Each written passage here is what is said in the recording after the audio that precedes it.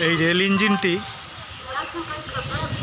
Narrow gauge লাইনের একটি engine. এটা আসানসোল স্টেশনের বাইরে এই ইঞ্জিনটি রাখা আছে। এটা কাটোয়া বর্ধমান লাইনে চলতো এক সময়। স্টিম ইঞ্জিন দেখতে পাচ্ছেন। আর এর পেছনে 3টি বগি আছে, যেগুলো বর্তমানে রেস্টুরেন্ট হিসেবে ব্যবহৃত হচ্ছে।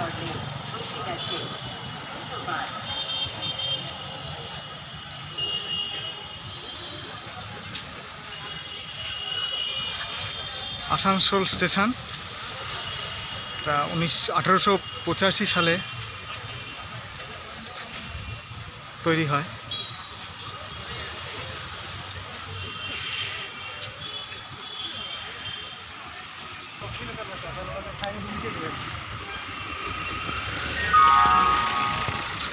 সত্যি কথা বলতে কি,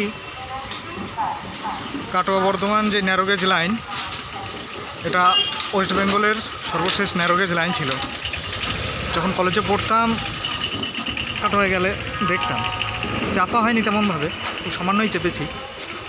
মিস করি, এই দিনগুলোকে আমি ভীষণভাবে মিস করি।